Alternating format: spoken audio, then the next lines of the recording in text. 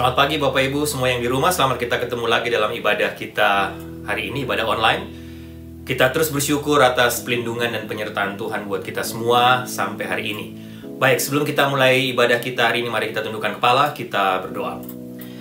Tuhan, kami terus bersyukur, berterima kasih kepada Engkau atas semua perlindungan, penyertaan-Mu kepada kami sampai hari ini.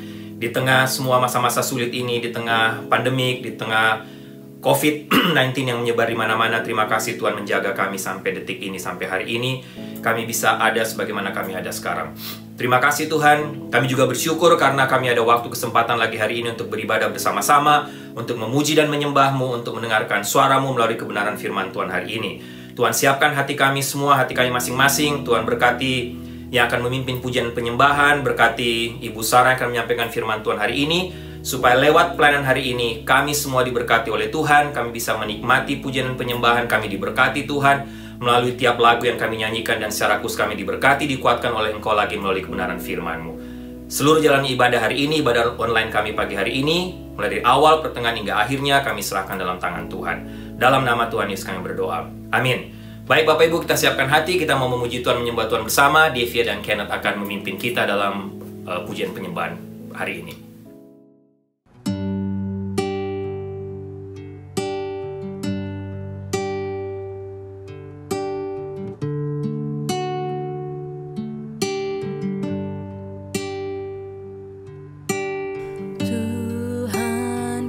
Gembala kami, tuntun kami domba-Mu. Berilah kami menikmati hikmat pengorbanan-Mu.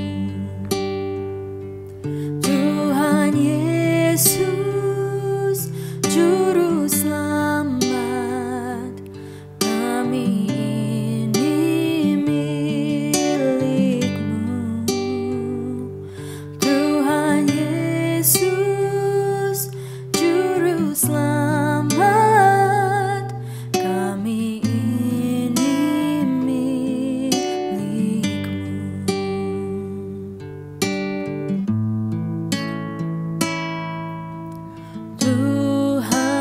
Kau gembala kami, tuntun kami domba-Mu. Berilah kami menikmati hikmat pengorbanan-Mu. Tuhan Yesus, Juru Selamat, kami ini milik-Mu. Tuhan Yesus, Juru Selamat, kami ini milik-Mu. Tuhan Yesus, Juru Selamat, kami ini milik-Mu. Tuhan Yesus, Juru Selamat, kami ini milik-Mu.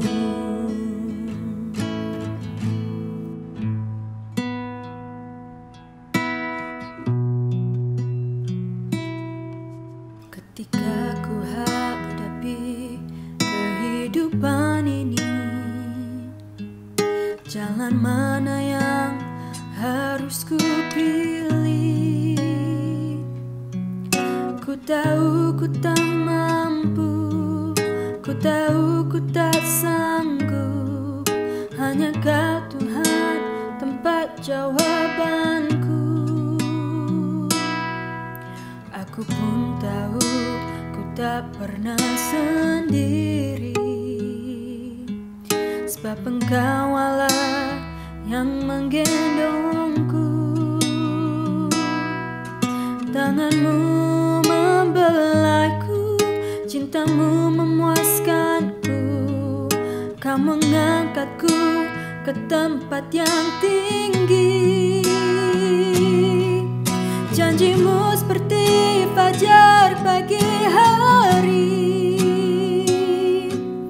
dan tiada pernah terlambat bersinar. Cintamu seperti sungai yang mengalir, dan ku tahu betapa dalam kasih-Mu.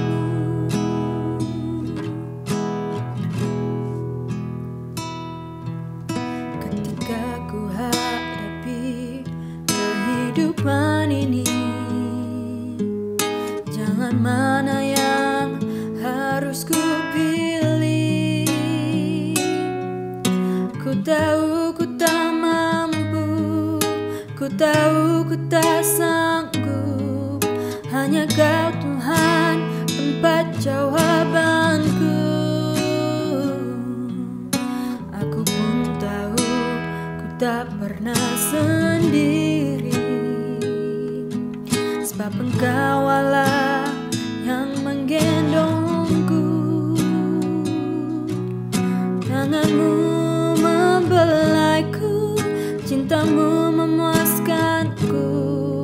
Kau mengangkatku ke tempat yang tinggi. Janji-Mu seperti fajar pagi hari, dan tiada pernah terlambat bersinar. Cinta-Mu seperti sungai yang mengalir, dan ku tahu betapa dalam kasih-Mu.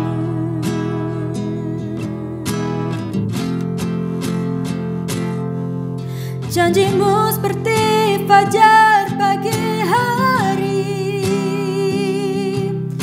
dan tiada pernah terlambat bersinar. Cinta-Mu seperti sungai yang mengalir, dan ku tahu betapa dalam kasih-Mu, dan ku tahu betapa dalam kasih-Mu, dan ku tahu betapa dalam kasih-Mu.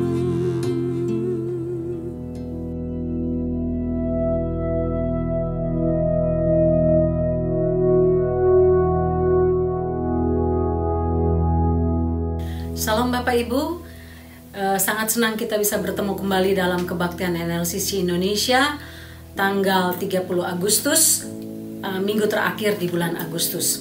Kita mengucap syukur sampai sejauh ini Tuhan memelihara kita, dan hari ini kita masih membahas kitab Pengkhotbah, secara khusus membahas Pengkhotbah pasal 6 dan pasal 7 di bawah tema mempercayai Allah di saat ketidakpastian. Mari kita berdoa sebelum kita mendengarkan firman Tuhan. Bapa dalam surga, kami mengucap syukur karena Engkau memakai Salomo untuk menyampaikan kebenaran isi hati-Mu yang memberkati kami hingga pada saat ini. Kami berdoa supaya firman Tuhan hari ini memberkati kami, menguatkan kami di tengah-tengah semua ketidakpastian dunia yang sedang terjadi saat ini. Terima kasih Tuhan, berkata-katalah, bersabdalah karena kami siap untuk mendengarkan kebenaran firman-Mu. Amin. Bapak Ibu, mari kita baca Pengkhotbah pasal 6 ayat 10 dan Pengkhotbah pasal 7 ayat 13 dan 14. Demikian bunyi firman Tuhan. Pengkhotbah pasal 6 ayat 10, apapun yang ada sudah lama disebut namanya, dan sudah diketahui siapa manusia, yaitu bahwa ia tidak dapat mengadakan perkara dengan yang lebih kuat daripadanya. Pasal 7 ayat 13, perhatikanlah pekerjaan Allah. Siapakah dapat meluruskan apa yang telah dibengkokkannya? Ayat 14, pada hari mujur bergembiralah, tapi pada hari malang ingatlah, bahwa hari malang ini pun dijadikan Allah seperti juga hari mujur, supaya manusia tidak dapat menemukan sesuatu mengenai masa depannya. Bapak Ibu, kita dikejutkan dengan berita tanggal 4 Agustus lalu ketika terjadi ledakan besar di Beirut di Lebanon yang memakan banyak korban nyawa, lebih dari 150-200 nyawa dan lebih dari 50.000 orang yang cedera. Ledakan itu merupakan musibah yang benar-benar tidak terduga, Bapak Ibu. Karena Lebanon sudah mengalami masa krisis sejak tahun 2019 di mana mereka mengalami krisis ekonomi yang parah.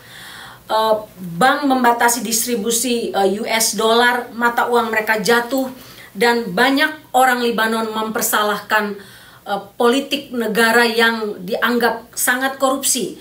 Korupsi merajalela di mana-mana dan itu menyebabkan keruntuhan ekonomi. Demo besar-besaran terjadi akhir tahun lalu sampai awal tahun ini, dan ditambah lagi dengan kasus corona yang meningkat dari hari ke hari. 5.000 infeksi, 65 kematian, 177 kasus dan seterusnya. Dan setelah berbulan-bulan mereka dipaksa tinggal di rumah tanpa bekerja, banyak orang menjadi homeless, tidak punya uang, yang terpaksa menjadi homeless dan mencari perlindungan dari antara teman atau saudara-saudara mereka. Ledakan besar tersebut menyebabkan pelabuhan utama mereka menjadi hancur, sehingga tidak ada bahan keluar masuk makanan. Persediaan gandum habis, yang diperkirakan hanya akan cukup untuk 1 bulan, kini akan habis sebelum 1 bulan. Inflasi mereka naik 85% dan pemerintah kehabisan mata uang di bank sentral. Warga negara biasa kehilangan pekerjaan, bahkan mereka yang memiliki pekerjaan pun tidak dapat menerima gaji penuh. Bapak Ibu, apa yang terjadi dengan Lebanon saya rasa tidak asing untuk semua negara lain sekarang, termasuk Amerika. Kita hidup di masa di mana tidak ada kepastian untuk hal apapun. Kita yang punya anak tidak tahu kapan mereka bisa sekolah kembali seperti normal. Kalau mereka tidak bisa sekolah, kita harus membantu mengajar mereka di rumah, khususnya orang tua yang masih punya anak-anak kecil. Kalau tidak, mereka harus menyediakan tutor dan harus membayar sendiri. Kita bahkan tidak tahu bagaimana dengan pekerjaan kita. Pekerjaan yang kita miliki sekarang, apakah akan dapat kita miliki seterusnya atau tidak? Segala sesuatu dapat terjadi di tengah-tengah ketidakpastian dunia pada masa kini. Situasi politik yang benar-benar kacau, kekacauan rakyat di mana-mana, ancaman resesi ekonomi, food shortage, dan berbagai hal membuat kita hidup dalam kepanikan dan ketidakpastian dari hari ke hari. Bapak Ibu, saya kalau baca berita beberapa waktu lalu, San Francisco, banyak orang di San Francisco, bayangkan dengan biaya hidup yang tinggi, mereka memilih akhirnya untuk pindah ke tempat lain, ke Arizona, ke state lain yang lebih murah, karena biaya rent yang begitu mahal, karena bos mereka mengizinkan mereka bisa bekerja dari rumah. Di New York banyak orang pindah ke state lebih kecil, ke New Jersey, ke Pennsylvania, ke daerah lain, demi mengatasi rent yang sangat mahal. Walaupun pemilik rent katakan saya akan turunkan harga, tapi semua itu tidak dapat menahan orang dengan gejolak ekonomi yang luar biasa. Sekali lagi kita hidup dalam ketidakpastian. Gereja pun kita tidak tahu sampai kapan gereja akan bisa berbakti seperti biasa, seperti dulu lagi. Sehingga sangat mudah bagi orang percaya untuk bisa mempercayai Tuhan di tengah situasi yang aman, situasi yang terkontrol, situasi yang punya kepastian. Tapi sangat sulit mempercayai Allah pada saat-saat yang membingungkan dan tidak pasti seperti ini. Namun sebagai orang percaya, disinilah letak seni kehidupan kita. Bagaimana kita mampu untuk tetap mempercayai Allah di saat kita tidak punya kepastian akan masa depan. Bagaimana kita tetap mempercayai Allah sesuai nasihat Salomo 3000 tahun yang lalu ketika dia menulis kitab Pengkhotbah ini. Saya mengucap syukur karena tiap-tiap tema membawa kita sesuai dengan apa yang terjadi sekarang, dan bukan kebetulan. Kita sampai kepada Pengkhotbah pasal 6 dan pasal 7 yang mengajarkan kita bagaimana nasihat Salomo berdasarkan hikmat yang didapatnya dari Allah sendiri untuk bisa tetap mempercayai Allah di tengah-tengah ketidakpastian ini. Dalam 3 ayat ini paling tidak ada 3 hal yang Salomo berikan sebagai kunci untuk kita bisa bertahan hidup di tengah dunia ini, di tengah semua kepastian yang ada. Ada 3 hal yang saya ingin bagikan untuk kita, dan yang pertama adalah Salomo mengatakan dalam pasal 6 ayat 10 untuk kita harus tetap tunduk pada otoritas Allah. Supaya kita tetap bisa hidup dalam mempercaya Allah di tengah ketidakpastian ini, kunci pertama adalah harus tetap tunduk pada otoritas Allah. Pasal 6 ayat 10 saya bacakan. Apapun yang ada, sudah lama disebut namanya, dan sudah diketahui siapa manusia, yaitu bahwa ia tidak dapat mengadakan perkara dengan yang lebih kuat daripadanya. Terjemahan lama, saya suka terjemahan lama. Terjemahan lama katakan, Allah Maha Kuasa mengetahui segala sesuatu yang ada. Dia tahu segala sesuatu tentang diri kita sebagai manusia. Alangkah bodohnya untuk berperkara dengan Dia. Kita tidak tahu apa yang akan terjadi terhadap hidup kita. Kita tidak tahu apa yang terbaik untuk diri kita. Tapi Tuhan tahu apa yang terbaik untuk kita. Ada satu terjemahan lain lagi lebih bagus. Dia katakan begini, Allah menentukan semuanya terlebih dahulu, juga tentang manusia sendiri. Lalu manusia tidak boleh bersoal-soal dan bertanya, mengapa Tuhan berbuat begini atau begitu. Pada akhirnya tidak ada gunanya Bapak Ibu berusaha untuk mengubah sesuatu dan menginginkan lebih daripada yang dimilikinya. Tunduk pada ketentuan yang sudah pasti adalah yang terbaik. Sebab Allah telah menentukan segala sesuatu sebagaimana adanya. Manusia tidak berdaya untuk menolaknya. Masalahnya berat Bapak Ibu, karena manusia punya habitat asli, karakter asli untuk mengontrol segala sesuatu dalam hidupnya. Bayangkan nasihat ini diberikan oleh Salomo 3000 tahun yang lalu ketika Salomo berada dalam posisi sebagai manusia terkaya di dunia. Pada waktu itu kekayaan Salomo diperkirakan 2 triliun US dollar. Bayangkan, bandingkan dengan Jeff Bezos, bosnya Amazon, yang termasuk salah satu orang terkaya di dunia, yang gak ada apa-apanya dibandingkan dengan kekayaan Salomo. Kesuksesan, ketenaran.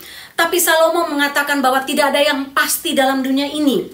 Karena tidak ada yang pasti, satu hal yang harus dibuat sebagai orang percaya adalah tunduk di bawah otoritas Allah. Setelah mengalami asam garam kehidupan, Salomo menyadari bahwa bahkan tidak ada kepastian tentang hari kematiannya. Dalam pasal sebelum dan pasal sesudah ayat pasal 7, Salomo mengatakan bahwa kalau kita tunduk pada otoritas Allah, hal itu membawa damai dalam hidupnya, membuat hatinya menjadi tenang. Di masa mudanya Salomo hidup senang Bapak Ibu. Dari kecil dia hidup senang sebagai anak seorang raja. Dalam masa mudanya dia menjadi seorang raja besar yang kaya. Di masa tuanya dia terkenal dengan hikmatnya dan sebagainya. Tapi dia tetap menuliskan bagaimana dia mengkhawatirkan hari kematiannya. Karena itu dalam pasal ayat 1-4, pasal 7 ayat 1-4, Salomo menuliskan, nama harum lebih baik daripada minyak mahal. Hari kematian lebih baik daripada hari kelahiran. Pergi ke rumah duka lebih baik daripada ke rumah pesta. Bersedih lebih baik daripada tertawa, dan seterusnya. Salomo mengingat bahwa tidak ada kepastian tentang kematiannya sendiri. Kapan hari kematiannya? Kenapa hari kematiannya terjadi? Apa sebab kematiannya dan sebagainya? Apakah karena sakit penyakit? Apakah karena tua? Apakah karena dia ditembak mati? Apakah karena ada orang lain yang ingin merebut tahtanya seperti yang terjadi antara Daud dan Absalom, saudara tirinya? Karena itu di akhir perenungannya, Salomo memutuskan bahwa ketidakpastian tentang hari kematiannya yang mengganggu pikirannya tidak berguna sama sekali. Karena apapun yang terjadi atas hidup dia, atas hari kematian dia, Allah memegang otoritas. Karena itu Salomo memilih untuk tetap tunduk pada otoritas Allah. Karena pasal 6 ayat 10 mengatakan tidak ada gunanya berperkara dengan Allah. Tidak ada gunanya bersoal-soal dan bertanya mengapa begini, mengapa begitu. Karena Allah menentukan hari kematian, bahkan bagaimana kita mati. Tidak ada seorang pun tahu. Asalkan kita mau tunduk pada otoritas Allah. Oleh karena itu jangan membuang waktu dan tenaga kita untuk memikirkan tentang hari yang tidak pasti. Tapi tunduk pada otoritas Allah. Tunduk pada otoritas Allah tidak mengubah jalan hidup kita, Bapak Ibu. Sama sekali tidak mengubah jalan hidup kita. Tapi tunduk pada otoritas Allah memberikan rasa damai sejahtera di tengah-tengah ketidakpastian hidup dalam dunia ini. Hal lain yang penting sebagai aplikasi dari poin pertama ini adalah ketika kita memilih untuk tunduk pada otoritas Allah, kita harus belajar melepaskan keinginan kita untuk memegang kendali hidup kita. Seperti nasihat Salomo dalam pasal 7 ayat 13. Salomo katakan, perhatikan pekerjaan Allah. Siapakah dapat meluruskan apa yang telah dibengkokkannya? Artinya, kalau kita percaya akan otoritas Allah, tunduk di bawah otoritas itu, maka kita tahu bahwa kita bisa merancangkan jalan hidup kita. Tapi ingat, Tuhanlah yang menetapkan langkah hidup kita, seperti nasihat Salomo yang sama yang ditulis dalam Amsal 16 ayat 9. Dalam bahasa Indonesia sehari-hari dikatakan, manusia dapat membuat rencana, tetapi Allah yang menentukan jalan hidupnya. Ini tidak mudah sekali lagi Bapak Ibu, karena kecenderungan manusia adalah ingin mengatur jalan hidupnya dan tidak ingin tunduk pada otoritas Allah. Akan sangat sulit bagi kita untuk mempercayai Allah di tengah ketidakpastian, karena kita sudah terbiasa untuk ingin memegang kendali hidup, bahkan ingin mengatur Allah. Membuat rencana tidaklah salah, itu alkitabiah. Tapi perintah Tuhan adalah rencana kita tetap harus di bawah otoritas Allah. Jika Allah memutar jalan hidup kita, memutar rencana kita, satu saja yang harus kita buat, belajar tunduk dan taat kepadanya. Kita perlu belajar mundur dan melepaskan kendali agar Tuhan bisa bekerja dalam hidup kita sesuka hati Dia. Karena rencana Allah selalu lebih baik, lebih sempurna dari rencana manusia. Kadang-kadang rencana Tuhan itu nampak tidak menyenangkan dalam hidup kita Bapak Ibu. Bahkan dapat menyakitkan, bahkan tidak pasti.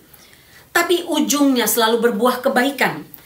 Ketika Tuhan meminta Abraham untuk meninggalkan Ur Kasdim, kampungnya, dan menuju kepada satu tempat yang tidak pasti. Satu tempat yang tidak dikenal oleh Abraham sama sekali. Abraham untuk memilih taat. Pada waktu itu tidak ada Google untuk bisa cek, oh ini nama tempatnya, ini saya akan menuju ke sana.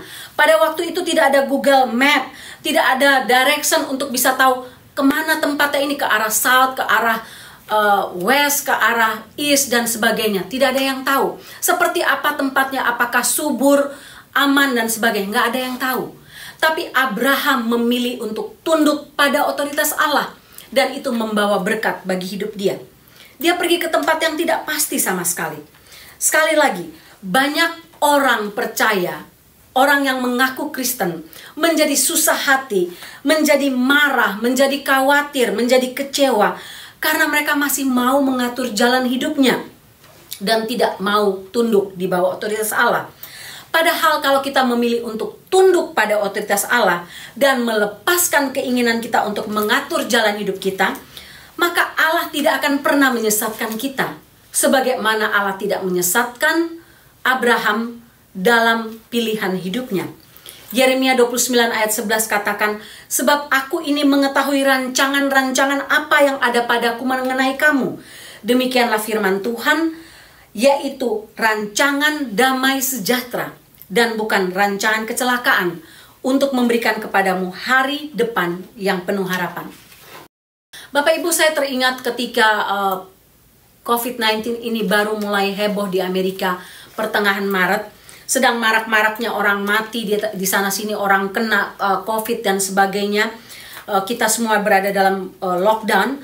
Maka ada satu berita yang mengejutkan ketika seorang dokter yang memimpin menjadi kepala urgent care di New York Presbyterian Hospital yang namanya Dr. Brin mati bunuh diri pada tanggal 26 April.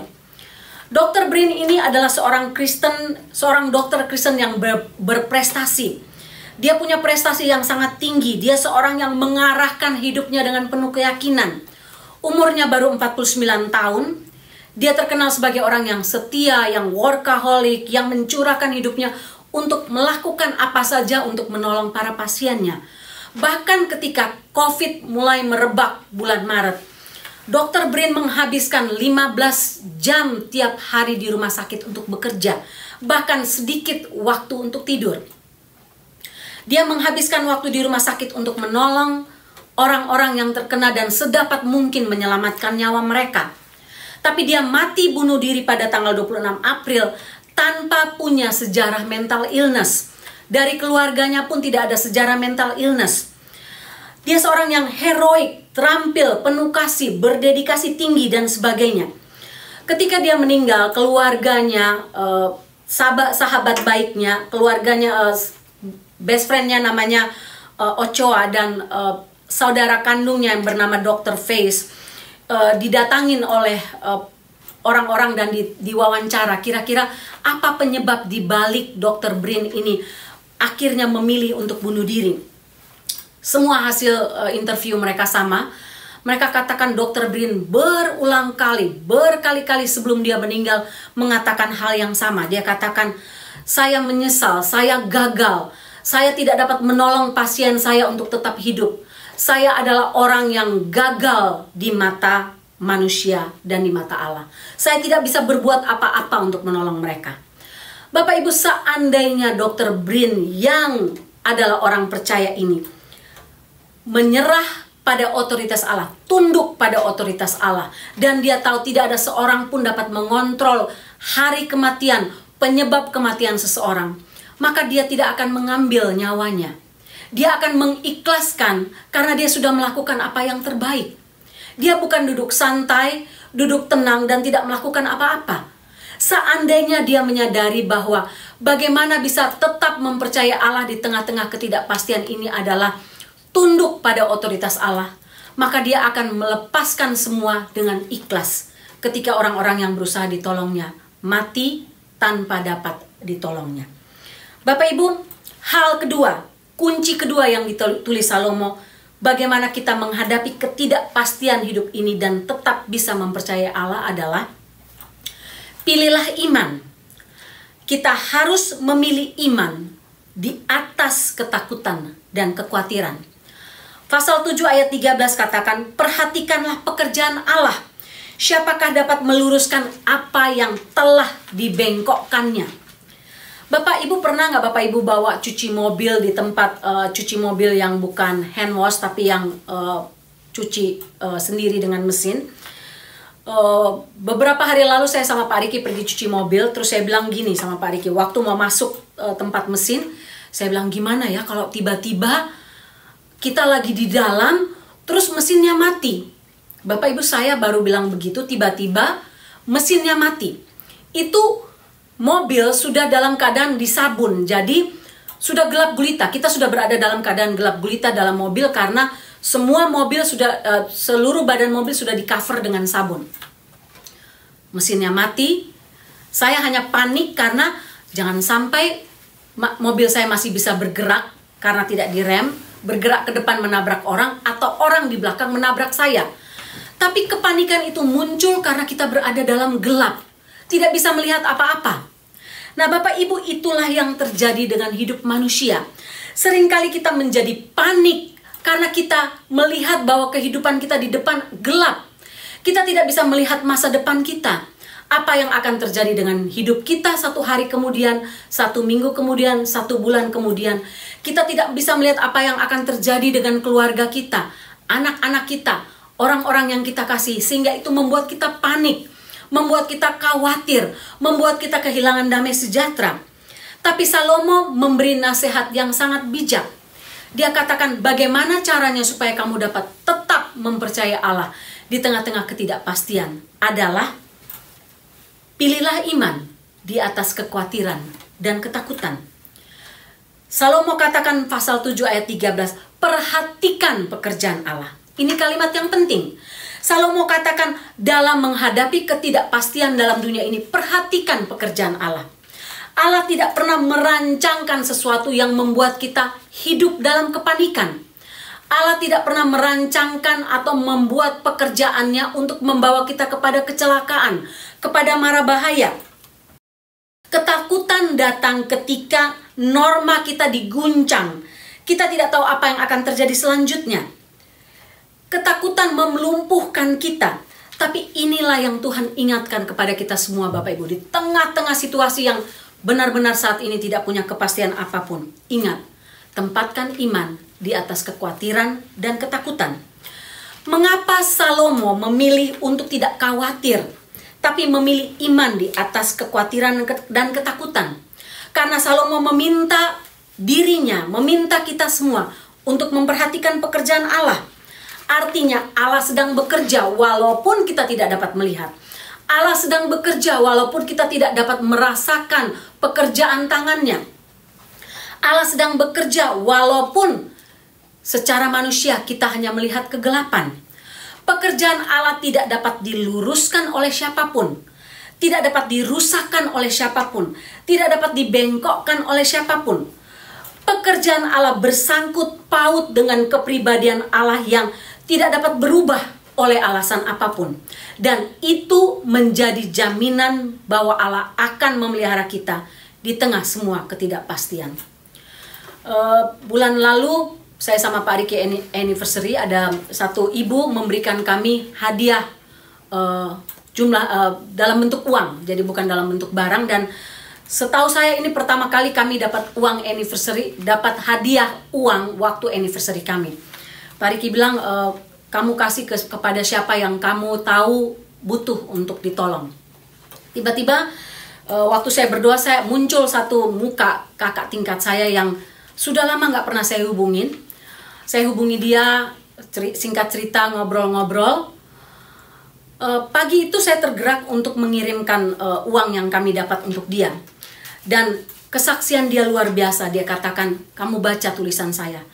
Pagi itu dia dan suaminya berdoa dan dia katakan mereka sudah tidak punya uang sama sekali. Dia katakan, Tuhan terserah kamu. Terserah kamu, saya mau hidup bagaimana lagi. Terserah kamu, saya mau jadi apa, keluarga saya mau jadi apa, mau makan apa, terserah kamu. Saya sudah tidak tahu harus buat apa lagi. Jadi waktu berkat itu sampai ke tangan dia, dia bilang, saya benar-benar speechless. Saya nggak tahu kenapa Tuhan mengizinkan hal ini terjadi dan membuat saya sampai kepada titik terendah iman saya. Ketika saya menempatkan kekhawatiran, menempatkan kecemasan saya, ketakutan saya di atas iman saya. Saya benar-benar kehilangan iman dan tidak percaya lagi Tuhan pada waktu itu. Bapak Ibu kita, bukankah itu yang sering terjadi dalam kehidupan kita dalam bentuk apapun? Bukan saja secara finansial, mungkin secara kesehatan, mungkin masa depan kita dan sebagainya, mungkin pekerjaan kita. Seringkali kekhawatiran, kecemasan, ketakutan menempati hidup kita lebih daripada iman kita. Sehingga kita makin terperosok dalam jurang yang dalam. Kita lupa bahwa Allah tahu apa yang sedang terjadi. Allah tahu apa yang tidak kita ketahui. Yang kita lihat hanyalah kekacauan dan kegelapan. Tapi Tuhan dapat melihat ke ujung jalan sana ketika badai itu sudah berhenti. Karena itu jangan membiarkan kekhawatiran dan ketakutan menguasai hidup kita. Tapi biarkan iman kita bertumbuh di tengah-tengah semua ketidakpastian yang sedang terjadi saat ini. Salomo menasihatkan hal ini sesuai dengan nasihat ayahnya Daud yang ditulis dalam Mazmur 23 ayat 4. Ayat yang terkenal. Sekalipun aku berjalan dalam lembah kegelapan, aku tidak takut bahaya, sebab Engkau menyertai aku. Engkau melindungi aku seperti seorang gembala melindungi dombanya dengan tongkat dan gada. Dan nasihat ini menjadi nasihat untuk kita semua pada masa sekarang. Yang ketiga, yang terakhir, bagaimana Salomo menasehatkan kita sesuai dengan hikmat Allah untuk tetap mempercayai Allah di tengah ketidakpastian.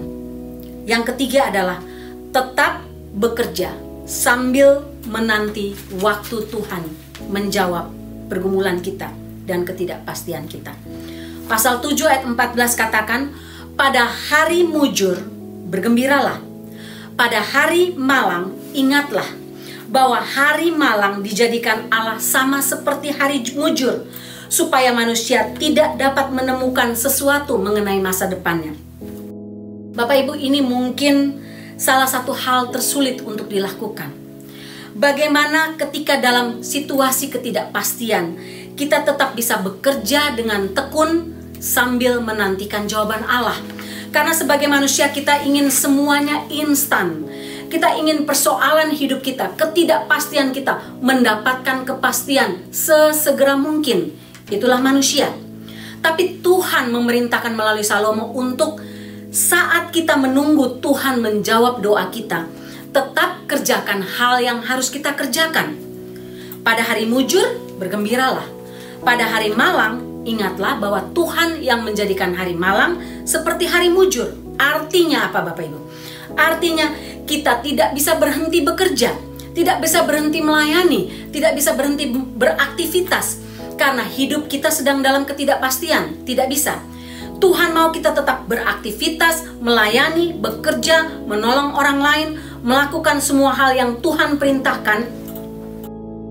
Dan bukan hanya duduk menunggu Tuhan mengubah masalah hidup kita, atau Tuhan mengubah ketidakpastian menjadi kepastian. Saya ingat 2 contoh dari Alkitab yang nyata adalah kisah tentang Abraham dan Rut. Ketika Abraham menantikan janji Tuhan untuk memberikan anak bagi dia, untuk menjadi keturunan yang banyaknya seperti bintang di langit dan pasir di laut, Abraham tetap melakukan aktivitas seperti biasa. Ada hari mujur, ada hari malang. Abraham tetap melakukan aktivitas untuk hal-hal yang seharusnya dilakukan tiap-tiap hari dengan tidak kehilangan iman. Ruth seorang tokoh wanita yang sangat beriman. Ketika suaminya meninggal, ia berantau bersama mertuanya pulang ke kampung mertuanya dalam ketidakpastian. Tapi ketika ia sampai ke Israel, ia memilih untuk bekerja mencari nafkah dan tidak duduk menunggu ketidakpastian berubah menjadi kepastian. Ruth pergi ke ladang Boas. Di sanalah dia bertemu dengan suaminya yang bernama Boas, seorang yang kaya, seorang yang menjadi penebus bagi dia, seorang yang dinikahinya, menyelamatkan dia, dan kemudian dari keturunan mereka lahirlah Sang Juru Selamat, lahirlah Mesias. Ketika saya menyampaikan seminar tentang rapture, banyak orang katakan, oh kalau begitu Bu Sarah, kita nggak perlu bekerja lagi, kita nggak perlu melayani lagi, kita nggak perlu buat apa-apa lagi. Salah besar Bapak Ibu. Ketika kita menunggu hari besar itu datang, Tuhan mau kita untuk tetap bekerja, melayani sebagai student, tetap belajar dengan keras, dengan giat, dengan tekun. Apapun aktivitas kita harus lakukan tiap-tiap hari dengan keyakinan bahwa Tuhan akan mengubah ketidakpastian menjadi kepastian pada saat yang tepat. Tidak ada seorang pun yang tahu apa yang akan terjadi di hari esok hidupnya, di minggu depan hidupnya, di bulan depan hidupnya. Tidak ada yang tahu Bapak Ibu.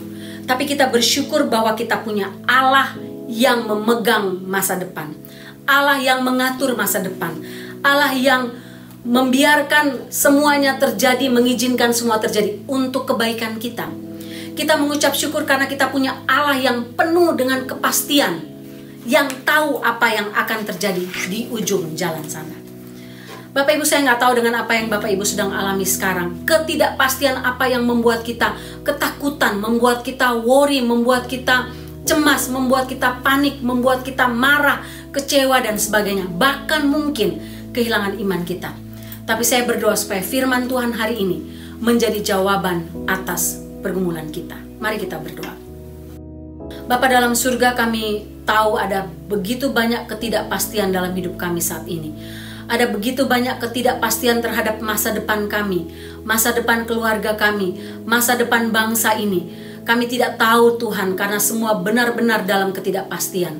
Tapi kami mengucap syukur karena Engkau memberikan pengkhotbah yang sudah ditulis ribuan tahun yang lalu untuk memberi kami keyakinan, kunci kehidupan untuk tetap tunduk pada otoritas-Mu. Sehingga kami hidup berjalan dalam rasa damai karena kami tahu Engkau mengatur segala sesuatu. Kami mengucap syukur Tuhan karena Engkau menolong kami untuk terus belajar tiap-tiap hari, menempatkan iman kami di atas kekhawatiran kami.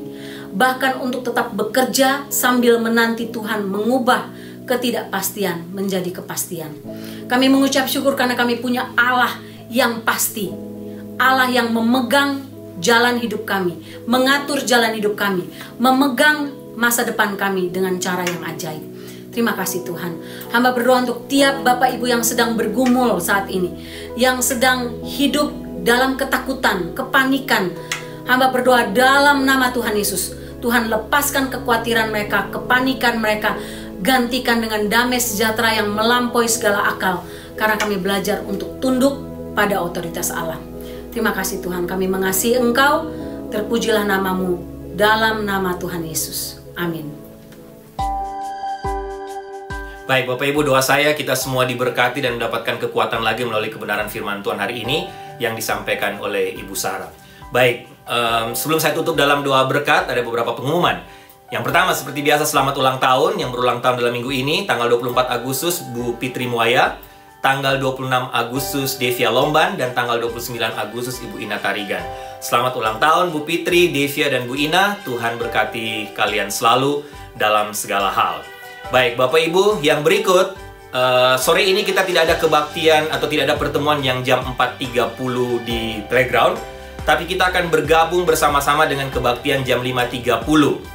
Karena ini minggu kelima, sehingga kita akan mendengarkan beberapa kesaksian dari tiap-tiap pelayanan, tiap-tiap ministry di New Life. Termasuk saya akan menyampaikan perkembangan dari New Life NLCC Indonesia, memberikan update, juga memberikan update dari semua pelayanan misi kita di Indonesia, juga semua pelayanan di bawah Global Mission atau Global Outreach.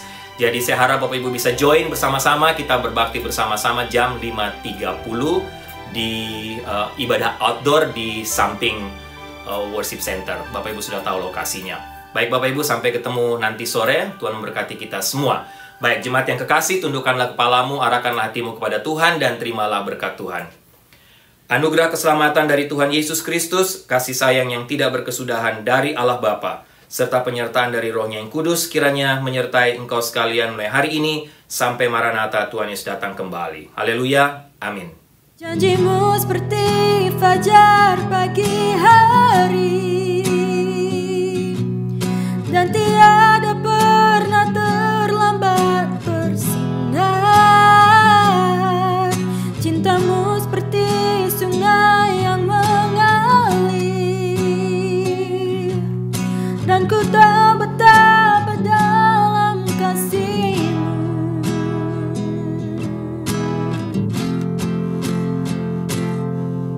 Janjimu seperti fajar